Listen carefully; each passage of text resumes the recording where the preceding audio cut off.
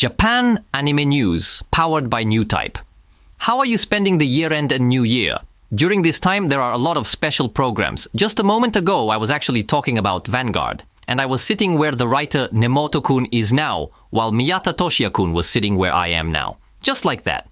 Now, I've moved a bit from that spot, and I'm casually talking about anime again. Right now, there's a year-end special project going on, isn't there? One of the projects I'm involved in is the Anime Song Awards. That year's anime songs, especially the opening and ending themes, had some outstanding works that were particularly deserving of awards. We decide on categories like lyrics, composition, arrangement, and newcomers. DJ Kazu, who's been known for getting people dancing even in Korea, primarily works as a J-pop DJ, but is also very knowledgeable about anime songs and idol songs.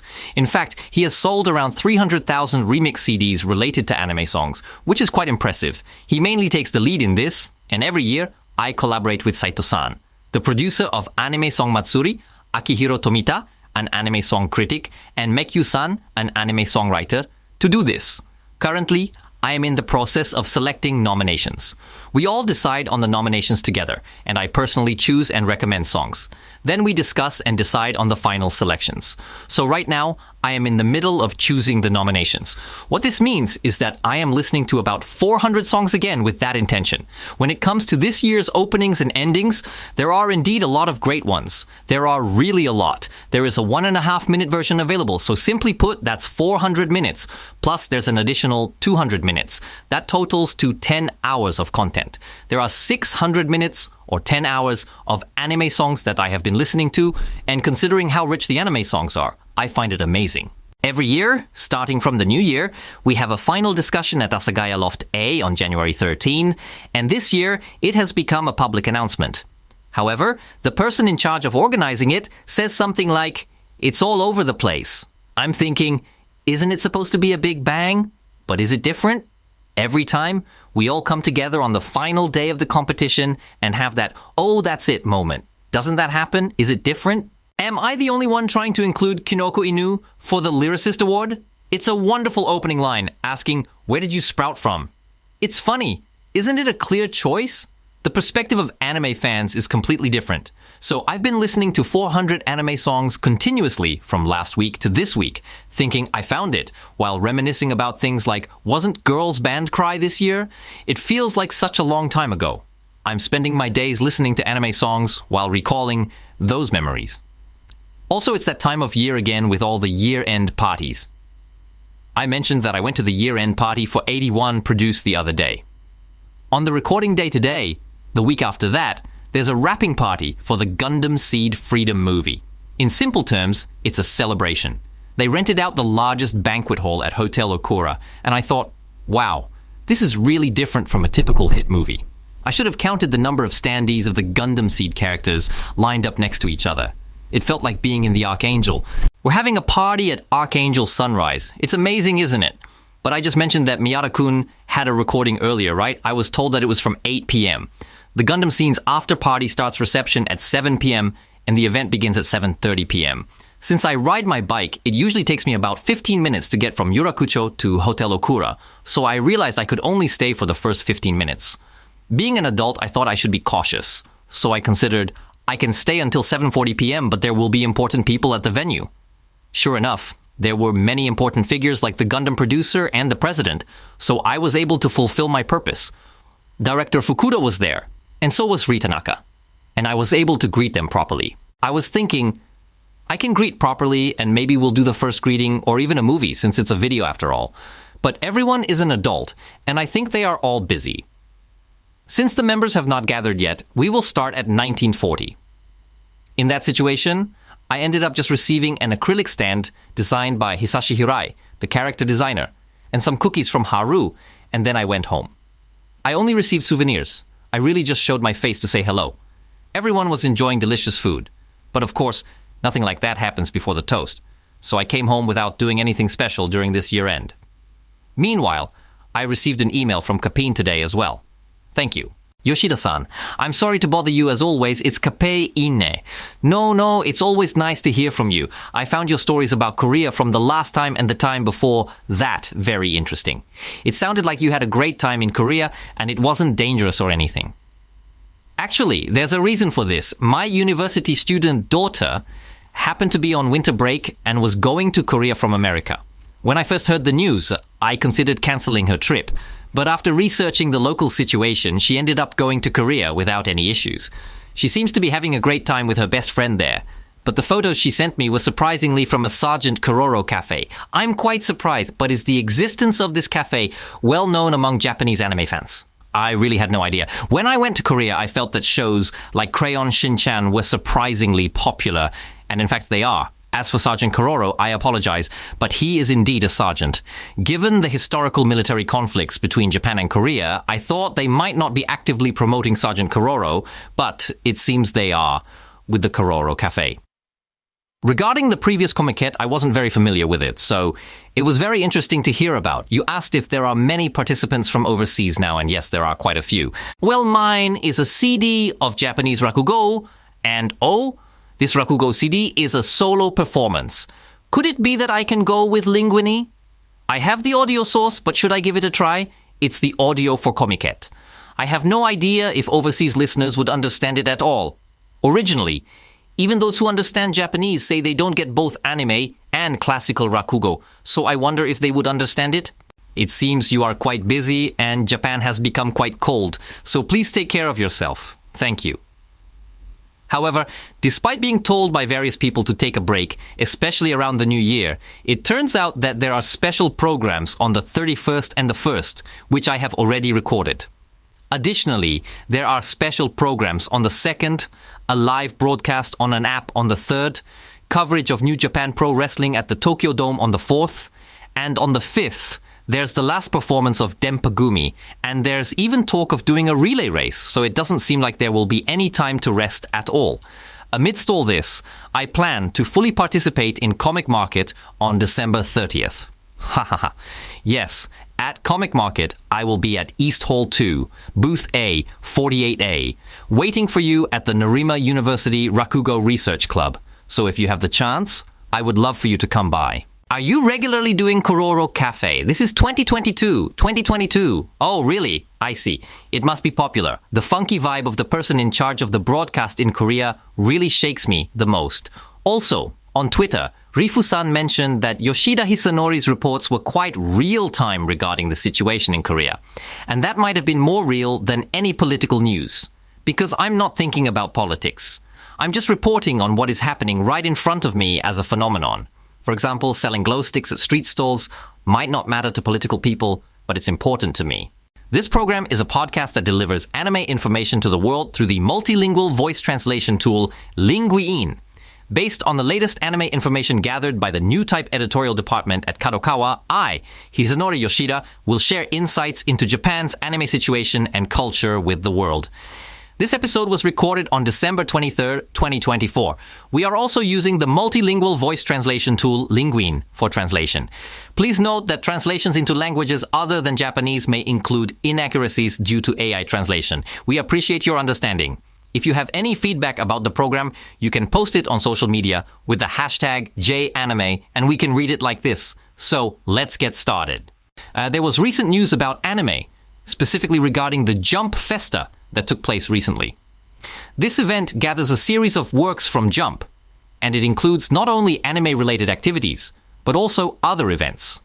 A lot of anime-related information came out during Jump Festa.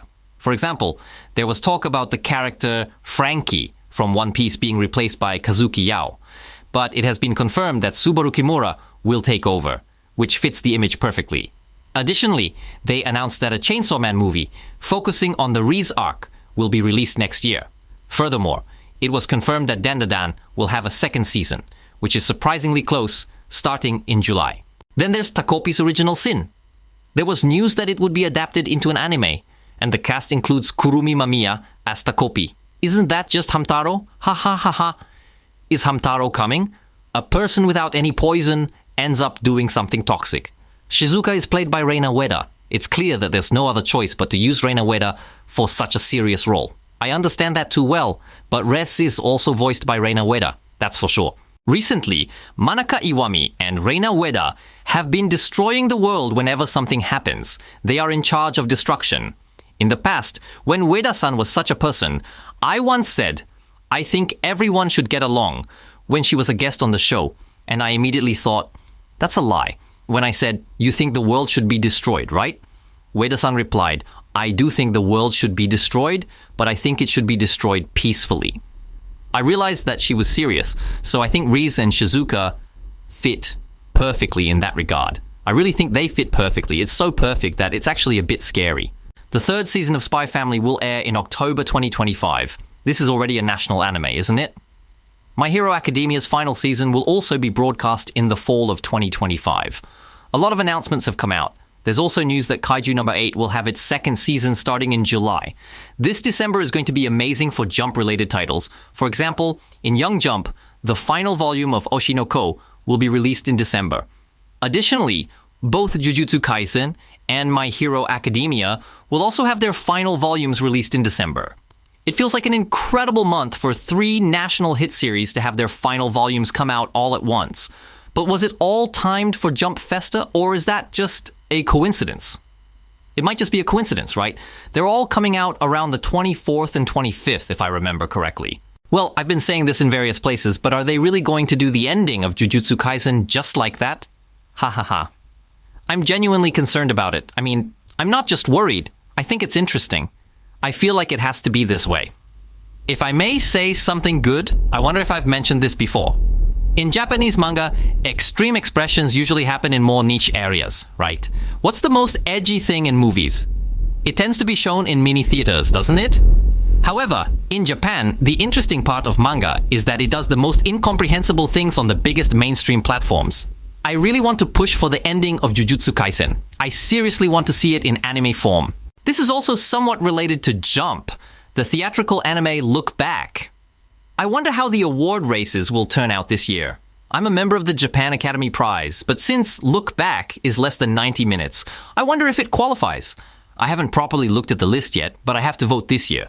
For all the anime categories, I can confidently vote for screenplay, music, and director awards. But every time I think about who to vote for in the Best Actor or Best Supporting Actor categories, I struggle because I've only seen live-action films. Anyway, there's that, but it seems that the Look Back art book will be sold in advance at Winter Comiket. Isn't it supposed to be a Jump Festa? Why not? Isn't this exactly what Jump Festa is for? It seems to be a set of 3 books with over 900 pages, right? The original work is probably around 150 pages at most, right?